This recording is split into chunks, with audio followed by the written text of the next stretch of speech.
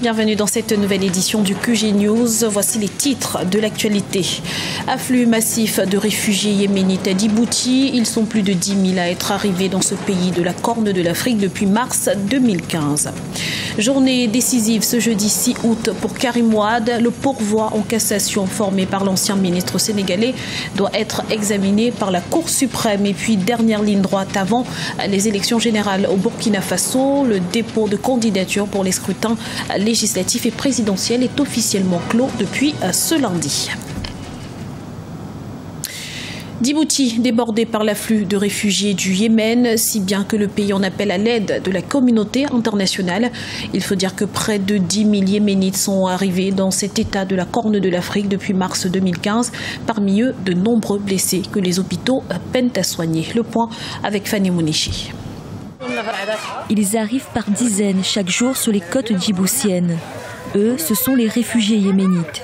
Fuyant la guerre qui sévit dans leur pays, ils n'hésitent pas à franchir les quelques 30 kilomètres du détroit de Bab el-Mandeb qui les sépare de Djibouti. Parmi eux, beaucoup de femmes et d'enfants. À leur arrivée, ils sont pris en charge par les ONG sur place. À l'heure où je vous parle, on a reçu un bateau avec 135 personnes en provenance du Yémen. Ils ont besoin d'eau, ils ont besoin de manger, ils ont besoin d'être abrités. Il y a un camp qui a été offert par le gouvernement djiboutien qui s'appelle le camp de Markazi. Ceux qui sont enregistrés partent ensuite au camp. Selon les chiffres du Haut Commissariat aux réfugiés, 9 953 Yéménites sont arrivés dans cet état de la Corne de l'Afrique depuis le 26 mars 2015. Et environ 30 000 de plus sont attendus dans les prochains mois. Débordées, les autorités djiboutiennes appellent à l'aide de la communauté internationale. La situation humanitaire au Yémen est catastrophique et ça c'est le moins que l'on puisse dire. La situation n'a pas cessé de se détériorer et il incombe à la communauté internationale de soutenir le Yémen au cours de cette période très critique. À noter que Djibouti est un des rares pays à avoir ouvert ses portes aux réfugiés yéménites. Mais la situation étant aujourd'hui hors de contrôle, le gouvernement a mis en place une cellule de crise pour la gestion des conséquences humanitaires sur son sol. L'affaire Karim Wade revient sur le devant de la scène au Sénégal. Le dossier du fils de l'ancien président Abdoulaye Wade doit être examiné par la chambre criminelle de la Cour suprême ce jeudi. Celle-ci aura donc la lourde tâche de sceller son sort. Reportage de El Hadji Ndiaye, notre correspondant au Sénégal. C'est le 6 août 2015 que la Cour suprême va statuer sur l'affaire Karim Wade, condamné à 6 ans de prison ferme. Ceci après les 7 recours déposés par les avocats de Karim Wade contre l'arrêt rendu le 23 mars par la Cour de répression de l'enrichissement illicite. Mais les avocats de Karim Wade jugent cette audience illégale. La première chose qu'il faut relever, c'est que nous estimons que la programmation de l'audience est faite en violation des propres règles de procédure de la Cour suprême. Nous sommes encore dans le délai d'instruction des pourvois et nous-mêmes nous disposons d'un délai pour répondre aux pourvois qui nous ont été signifiés car nous sommes également défendeurs. Donc nous ne pouvons pas nous en attendre grand-chose. Nous signalons tout de suite qu'il y a une violation encore des droits de la défense. Selon les avocats de l'État du Sénégal, la requête de la défense n'a aucune chance d'aboutir. Nous sommes confiants, nous irons écouter la Cour suprême et continuer de défendre l'État car la cause est noble. Il faut que tout le monde comprenne que la corruption est finie au Sénégal. Qu'un citoyen sénégalais s'accapare injustement de plusieurs milliards et laisse les autres dans la souffrance, c'est fini. Si la Cour suprême estime que sa condamnation est conforme au droit, Karim Wade purgera entièrement sa peine et les libéraux devront chercher un autre candidat pour porter leur couleur. Malgré sa détention, celui-ci a été désigné candidat du Parti démocratique sénégalais à la prochaine élection présidentielle. Fin du dépôt de candidature pour les élections présidentielles et législatives au Burkina Faso. Des élections qui se dérouleront dans un contexte particulier marqué par l'adoption en avril 2015 d'un nouveau code électoral. Reportage de notre correspondant au Burkina Faso, Wendiam Valentin Compaoré. Au Burkina Faso, le processus de dépôt des candidatures pour les élections couplées présidentielles et législatives a pris fin le 3 août 2015. Pour ces consultations électorales post-insurrection, un nouveau code électoral avait été adopté en avril 2015. En plus de l'exclusion des personnalités du pouvoir déchu qui ont ouvertement approuvé le projet de modification de la Constitution, il introduit de nouvelles innovations. À titre d'exemple, lors de la prochaine campagne électorale, les gadgets publicitaires seront proscrits un gage d'équité pour de nombreux observateurs. Ce sont des objets, des moyens de communication, je vais dire, qui tendaient plutôt à corrompre le débat public, à vicier le débat public. Je crois que le fait de les interdire, en tout cas d'encadrer leur utilisation, n'est pas mauvais en soi. C'est vrai qu'il faut reconnaître, pour faire de la politique, il faut des moyens. Le discours, le programme ne suffit pas en lui-même.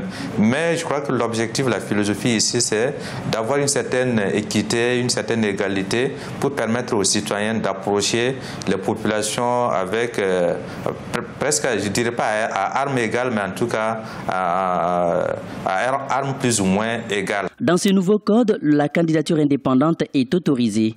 Alors même que la CENI, la Commission électorale nationale indépendante, a enregistré 98 dossiers des partis politiques et des candidats indépendants.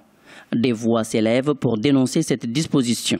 Quiconque voudrait faire de la politique a la liberté de se constituer parti politique. Ensuite, ce que vous oubliez, c'est que les candidatures indépendantes sont suscitées par des organisations de la société civile qui ont déposé un récépissé pour dire qu'ils sont apolitiques. Et ils profitent des financements publics et extérieurs pour mener des activités. Et c'est justement sur ces mêmes sillons qu'ils ont tracés, c'est sur ces sillons-là qu'ils repartent pour semer la graine de la politique. Donc il y a une concurrence déloyale avec les partis politiques qui ont fait une déclaration en bonne et due forme. Aussi, ce nouveau code interdit-il les pratiques publicitaires à des fins de propagande pouvant influencer ou tenter d'influencer le vote 90 jours avant tout scrutin. Cette mesure est entrée en vigueur depuis le 22 juin 2015. Les élections couplées présidentielles et législatives sont prévues pour le 11 octobre 2015. Et la Guinée, elle aussi, se prépare à aborder ces échéances électorales. Un séminaire de formation et d'information des journalistes sur le processus électoral se tient jusqu'à ce mercredi 5 août à Kindia. Une rencontre qui connaît la participation de journalistes de la presse publique et privée. L'objectif étant de leur fournir des outils nécessaires pour comprendre le fonctionnement de la Commission électorale nationale indépendante. C'est un cadeau de l'Égypte au monde, affirment les autorités égyptiennes. Le nouveau canal de Suez sera inauguré ce jeudi 6 août en présence de dizaines de dignitaires étrangers. Une œuvre pharaonique qui illustre les ambitions économiques de l'Égypte. Explication avec Alioune Guindo, commenté par Ibra Hadidjaï. C'est un moment historique que s'apprêtent à vivre les Égyptiens ce jeudi 6 août. Le nouveau canal de Suez sera inauguré tout juste un an après le début des travaux de construction. Longue de 35 km, la nouvelle voie devrait permettre une double circulation des navires. Elle devrait donc renforcer la présence égyptienne dans les échanges commerciaux internationaux. L'inauguration et l'ouverture de la deuxième tranche d'élargissement et la nouvelle route maritime que Al-Sisi a entamée représente pour l'Égypte un artère primordial pour son économie et aussi pour sa place régionale et internationale. C'est l'Égypte qui compte maintenant à pouvoir influencer sur le trafic international entre l'Occident et l'Orient, donc la Chine et l'Inde et ce marché. Des délégations internationales et des personnalités importantes vont affluer pour l'occasion. Il s'agira ainsi pour les Égyptiens d'affirmer leur place dans les relations économiques et diplomatiques internationales.